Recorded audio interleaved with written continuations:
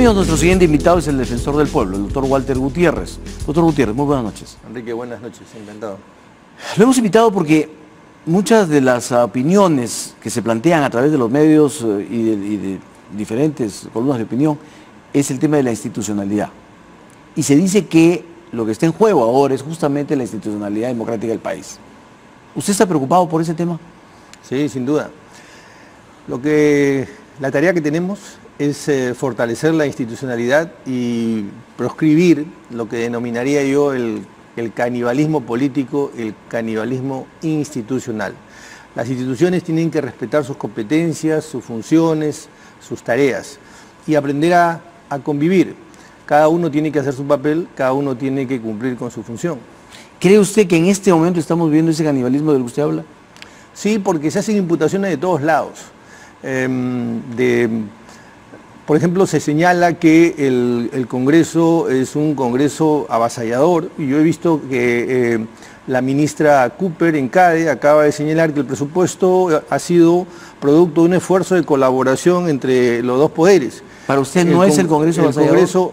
¿Ni obstruccionista? Permítame redondear esta idea. El Congreso aprobó rápidamente la Ley de Reconstrucción con Cambios, le dio facultades legislativas y además aprobó el primer presupuesto, también dentro del marco que tenía que hacerlo. Sin embargo, eso no me impide ver que el Congreso también puede cometer errores o excesos. Por ejemplo, en el caso del fiscal de la Nación. La justicia tiene sus tiempos, la justicia tiene sus competencias. No es competencia del fiscal estar dando indicaciones, órdenes o inmiscuyéndose en la función de sus fiscales. De manera que esa no es una imputación que calce dentro de la Constitución. Pero aquí también hay que distinguir entre lo que es la supervisión funcional y la política. El Congreso tiene... el acto de poder más importante es el acto legislativo, está en mano del Congreso.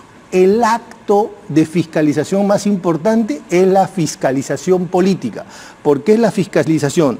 Desde el poder al poder. ¿En mano de quién está? Del Congreso. Muy bien, dicho esto, si el fiscal está cometiendo alguna inconducta o está actuando más allá de la ley o no está cumpliendo sus funciones, funcionalmente correspondería que sea el Consejo Nacional de la Magistratura se ocupe y preocupe de ese tema. Si un fiscal de menor jerarquía está incumpliendo, es el órgano de control interno. Entonces hay que tener clara cuáles son las funciones y competencias. A eso me refería. El hecho que yo diga esto no me impide ver que el Congreso también en su hora está colaborando.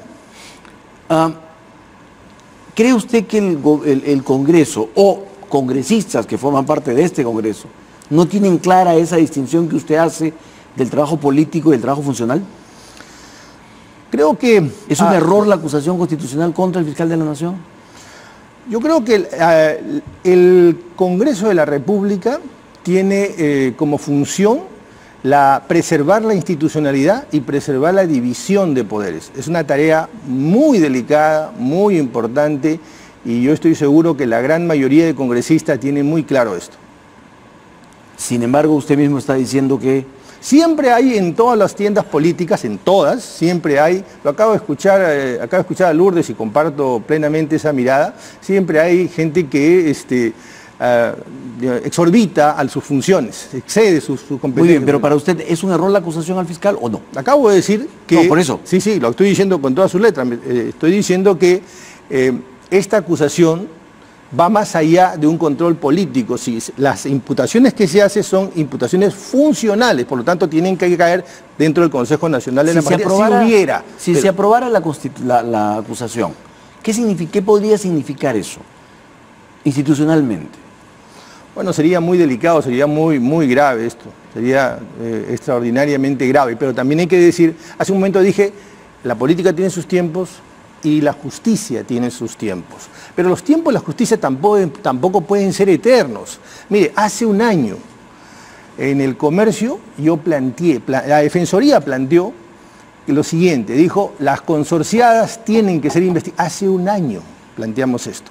Y hace un año también planteamos la necesidad que la Fiscalía comunique, que la Fiscalía tenga un vocero, sin afectar la reserva propia de esa etapa del proceso.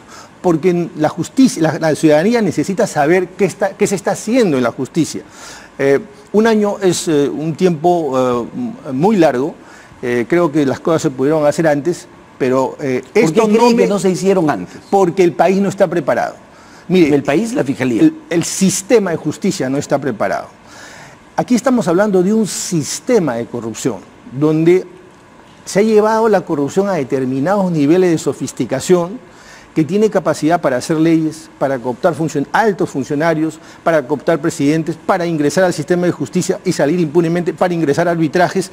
Es decir, es un sistema hecho para la corrupción. Sin embargo, los únicos imputados eran los políticos, los tecnócratas, los empresarios, los periodistas.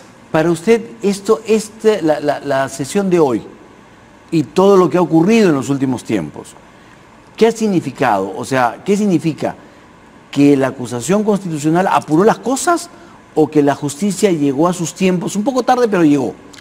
¿Coincidencia, como dijo el fiscal de la Nación? Lo que yo creo que se está dando lo siguiente. Es evidente que ya venían haciendo su trabajo.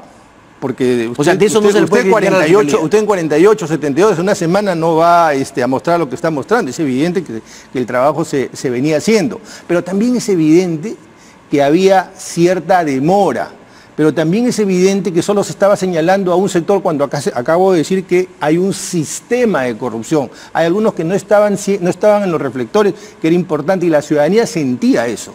Entonces, ahora dejemos ese lado para pasar al de la presidencia de la República. También quiero preguntarle. Encantado. ¿Siente usted la figura del presidente o la institución de la presidencia de la República en una debilidad política en este momento? Yo no me pronuncio sobre temas políticos, pero sí puedo pronunciarme sobre la inmunidad de proceso que tiene el presidente de la República. El presidente ejerce su derecho cuando dice: voy a contestar por escrito. O sea, se apega a la norma, se apega a la Constitución, se apega a la ley. Pero yo creo que el presidente de la República tiene que ser quien lidere la lucha contra la corrupción, quien tiene que dar gestos claros y firmes. No lo está haciendo. Yo creo que sería muy importante que el presidente reciba la comisión. Eso sería un gesto importante. Eso es un gesto importante, más que político, institucional, porque él es jefe de gobierno, representa a la nación, es jefe de Estado, y desde el vértice del Estado, desde el vértice del poder, tiene que darse esa señal clara. De manera que sería positivo que el presidente dé esa señal. Ahora, todo este tema, en algún momento, o todo este momento, está generando un perfil muy bajo del gobierno. ¿Y siente usted que la agenda del ciudadano se ha visto menoscabada por todo este tema? ¿En qué momento se le vio bien al gobierno? En el momento de la reconstrucción, cuando el gobierno sintonizó con la urgencia, lo que necesitaba el ciudadano. En ese contexto se le vio muy bien al gobierno y subió, ¿recuerda? Fue su mejor momento después de 28 de julio, de su primer mensaje a la nación. Pero cuando presentan el proyecto, la ley, la reconstrucción con cambios, se aprueba, la Defensoría plantea una iniciativa legislativa y dice: estamos de acuerdo, pero concurrentemente hay que rehacer la vida de la gente, la salud, la educación, la alimentación. Y presentamos un proyecto que denominamos la reconstrucción con enfoque de derechos, aplaudido por todas las agencias de derechos humanos. Bueno, han pasado meses y recién se va a aprobar. Nosotros se lo planteamos al presidente del Consejo de Ministros en ese momento. Entiendo que el Congreso va a aprobar esto muy pronto. Esos mensajes tiene que dar el presidente. Ahora le estamos planteando a la presidenta del Consejo de Ministros, que lo ha recibido muy bien, que este año, el año 2018, sea el año de la igualdad de derechos de la mujer y la no violencia contra la mujer, pero no solamente como un gesto nominativo, darle un contenido, una agenda, presupuesto. Mire, la Defensoría del Pueblo es algo así como la supervisora de los derechos humanos, la que supervisa que se estén cumpliendo los derechos humanos. Es algo así, para utilizar una metáfora, la Contraloría de los derechos humanos. Es como si usted dijera, voy a luchar contra la corrupción, pero usted no le da dinero a la Contraloría. La Defensoría tiene una agenda muy clara, le está planteando cosas al gobierno, y no solamente al gobierno, al legislativo, a todo el Estado, y es momento que tomen estos temas porque eso es lo que le interesa a la gente. ¿Es momento que tomen porque no lo están tomando? No lo están tomando. ¿Por qué? Porque tienen otra agenda, porque no les interesa. Porque yo lo dije en alguna oportunidad, dije, es importante reconstruir las pistas, los puentes, todo eso es importante, el cemento, eso es importante, pero más importante, más urgente son las vidas, la salud, la educación, la alimentación. Mire, el 93% de niños en nuestro país tiene anemia temprana. Eso nos acusa a todos sin excepción, sin apelación. Y en el tema de la mujer que usted ha planteado, usted ve que después de todos los esfuerzos que se están haciendo a nivel de la ciudadanía, de los colectivos, de los medios de comunicación, para luchar contra el feminicidio, contra la violencia contra la mujer, ¿se está logrando algo? A ver, ahí hay dos lecturas. La pregunta es, ¿por qué hay esta escalada? ¿Por qué aparece, por más esfuerzos que vienen desde la sociedad civil, por más que hay convenios internacionales, leyes, programas, ¿por qué la escalada continúa? ¿Por qué? Yo le voy a dar dos respuestas que no son contradictorias, son concurrentes. Mire, en 1776, en la Declaración de Independencia, se dijo, todos los hombres, asumimos como cierto que todos los hombres son iguales, son libres y tienen derecho a la búsqueda de la libertad. Todos los hombres, no todas las mujeres. No, decía ellos, no ellas. Y no son 200 y pico de años, son más de 2000 años con una visión de que la mujer no tiene derechos, que son los hombres que tienen derechos. Recién en la década del 50 del siglo pasado la mujer conquista efectivamente el voto. Entonces estamos hablando, y aquí viene mi respuesta, esta es una reacción de los hombres frente al espacio público que ganan las mujeres. Es algo así como disciplinarlas. Es algo así como ubicarlas en su lugar en el que siempre han tenido durante tantos años. Eso es una reacción. La mujer está ganando el espacio público. Y eso reciente genera un malestar, una rebeldía en los hombres. De determinado tipo de hombres que tienen una visión absolutamente estrecha. Pero ¿quién tiene que hacer su papel? El Estado. Porque estos derechos no es que sean naturales. La democracia y los derechos son artificialezas, son construcciones, ¿no? Que en algún momento de nuestro itinerario histórico dijimos, ya esto nos conviene, y tenemos que valorar y fortalecer estos derechos.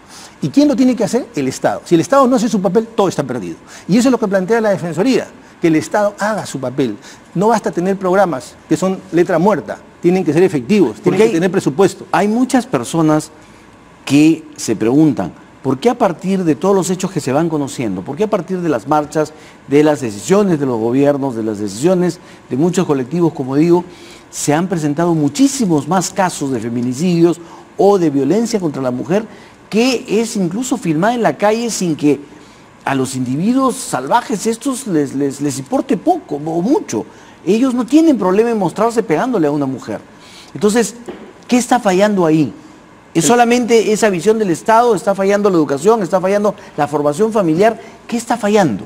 Bueno, primero evidentemente tiene que haber un enfoque de derechos desde muy temprano. Esto es un tema que la batalla se gana en las aulas escolares. Ahí es donde se define el resultado de esta guerra.